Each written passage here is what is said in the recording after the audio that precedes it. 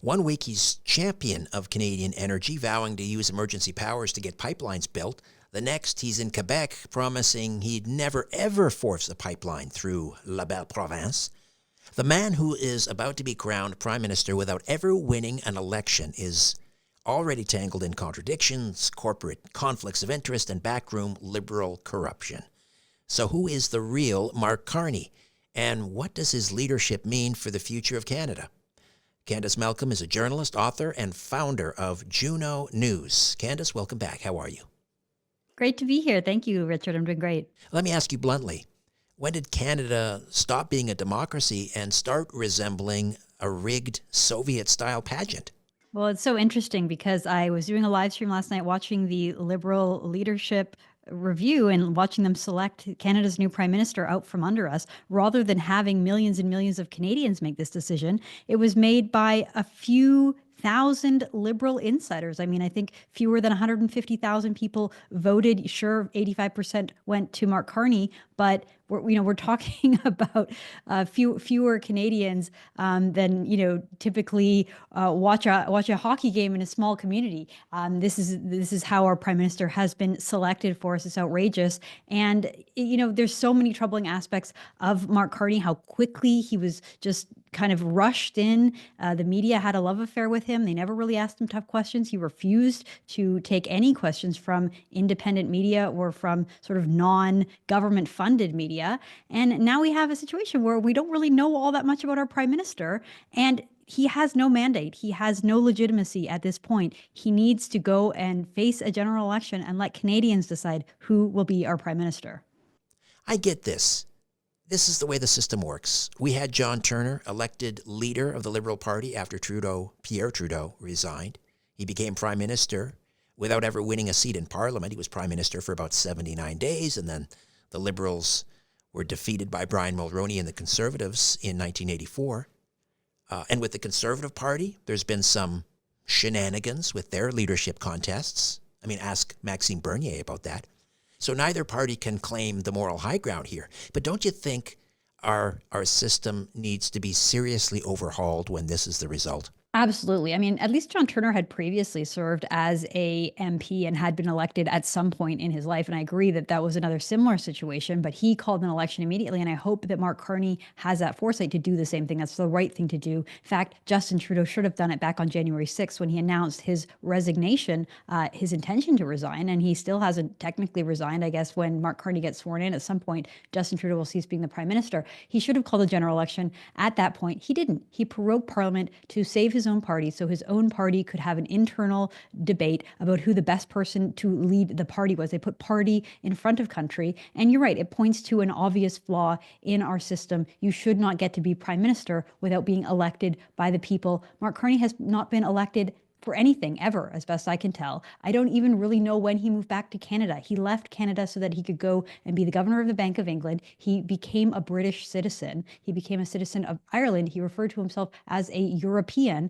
And now suddenly he's back in Canada as our prime minister, and ironically, just a few months after he made the recommendation that the company that he was chairing, Brookfield Asset Management, one of the largest companies in Canada, he made the recommendation that they move to New York City, to Donald Trump's hometown, after Donald Trump began putting pressure on Canada. So, he himself moved his company out of Canada, and now here he is leading. We don't know very much about him, Richard, to the point that you were making. There's so many unanswered questions. He's already been caught in so many lies. In fact, I launched a website today, carneylies.com, so that you can go and you can have the record of all of the stories that we found just so far, just in the first, 6-8 weeks that he's been around in Canadian politics, of all of the contradictions, all of the lies that he has been caught in already. And we don't know about his financial stake. We don't know where his money is invested. We don't know what boards he still sits on. He hasn't disclosed this information yet. There's so many concerning things, not just about our system that allows us to have an unelected prime minister, but this individual as well needs to be open to scrutiny. He needs to start answering questions and proactively disclosing his assets so that Canadians can understand what conflicts of interest he might have, what businesses he's investing in, how does it influence and benefit Canada for him to have assets that we don't know where they are. So just so many questions, and it's so unbelievable that we find ourselves in this situation. Let's talk about the 400,000 registered Liberals we kept hearing about, and yet in the final analysis, some 270,000 of those memberships vanished into thin air, or they were disqualified. I mean, I know in these party elections, it's the Wild West. There are no real rules. But are we ever going to get to the bottom of what happened? Is anyone going to ask or look into what happened to those 270,000 registered voters?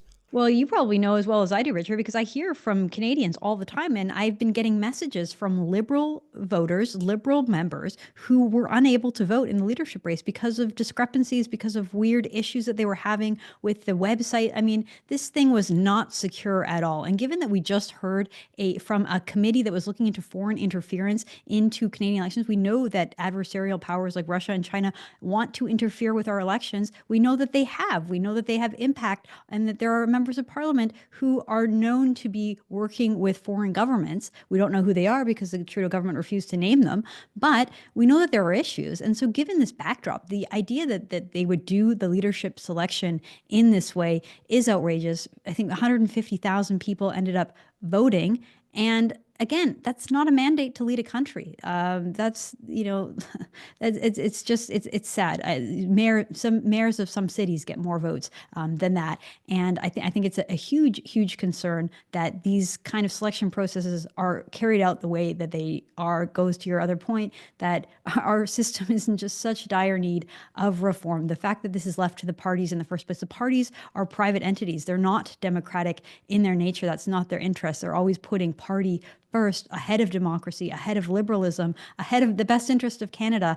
And I think that there's just so many Canadians out there that are totally fed up and sick of a system that doesn't serve Canadians. It serves elites. It serves the people at the top. It serves the Justin Trudeaus and the Mark Carneys of this country, and it leaves everybody else behind. And I think that this entire episode in Canadian history goes to show the need for drastic change in this country. What about the other competitors in this race? Freeland, Gould, Bayliss, none of them challenged Mark Carney on his conflicts of interest or lying about his involvement in Brookfield's move to New York City or Brookfield being Canada's #1 tax dodger. Not a one. And apparently it says right in the party constitution something to the effect, thou shalt not be unkind or question your Liberal opponents in a leadership race. I mean, Freeland and Gould and Bayliss just seem like stage props in this carefully staged delusion of democracy. What do you think? That's such a good observation. And you can listen to Ruby Dalla, who was a candidate who got the signatures and paid the money required to be a member of the contest. She was a former member of parliament, for goodness sake, and they did everything they could to eliminate her, to remove her, to make sure that she was disqualified right in advance of the debates. They didn't want any kind of a spectacle. They didn't want any tough questions being directed at Mark Carney. It really was a coronation. And you kind of almost feel sorry for Chrystia Freeland. I mean, if it hadn't been for her role in the trucker convoy, freezing the bank accounts of people who were donating to those truckers and the truckers themselves, if it wasn't for her whole involvement, frankly, in the entire Trudeau government, acting as his deputy prime minister, acting as his finance minister, I would feel sorry for her because she was humiliated. The party absolutely threw her under the bus, pushed her aside. She crossed Justin Trudeau. And I think last night we saw just how much Justin Trudeau continues to control the Liberal Party, right? Mark Carney was his economic advisor. He's been trying to recruit Mark Carney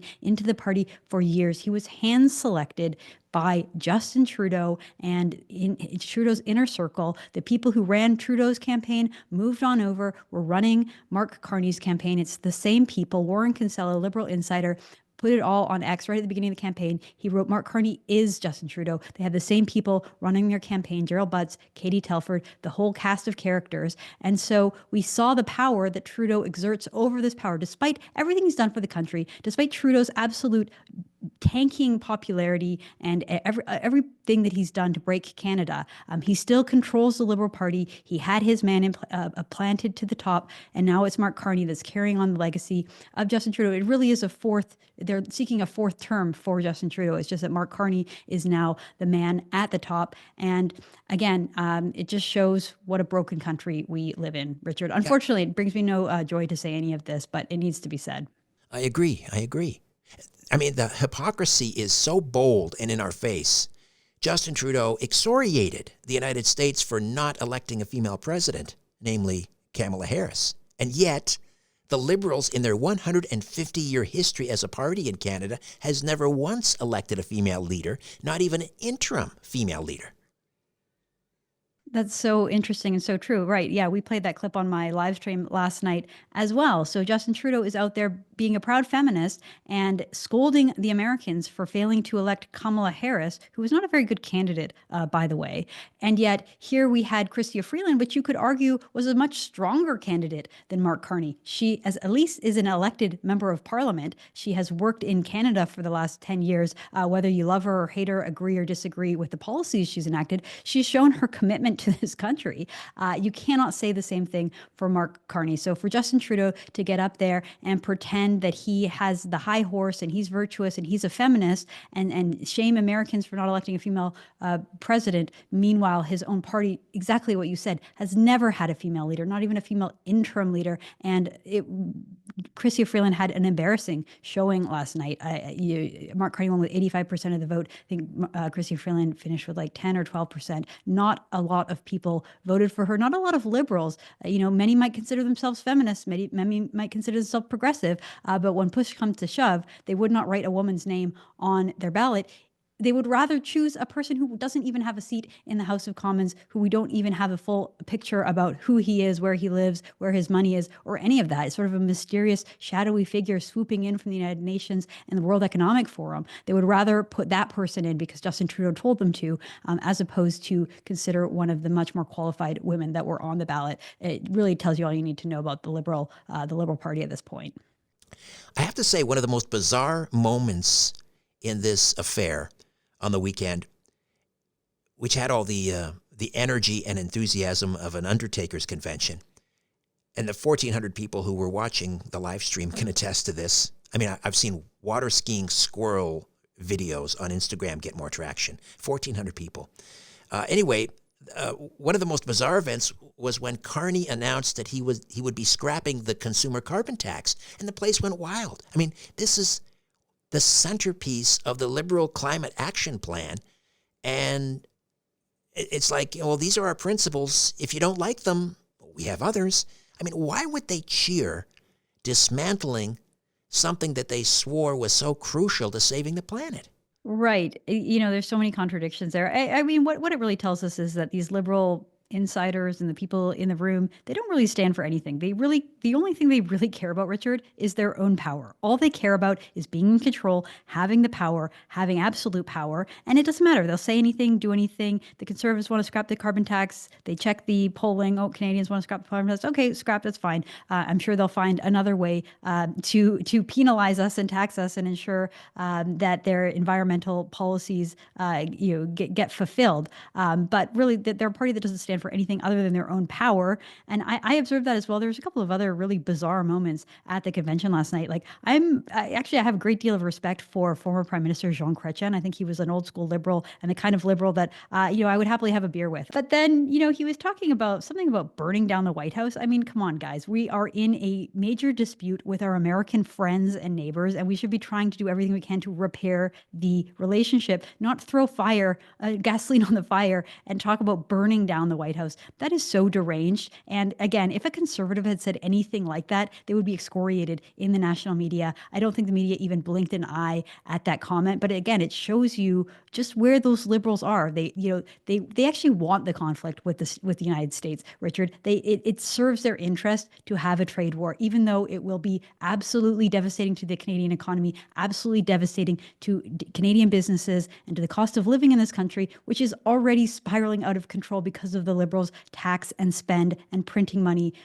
program. And yet they're really egging on that antagonistic relationship with President Trump because it serves their interests. They want Canadians to be afraid. They want Canadians to be divided, and they want to be the solution to everybody's problems. It's so maniacal, and it's so frustrating as an observer to see it. But really, again, there's just something wrong with the Liberal Party at this point, and it was on full display last night.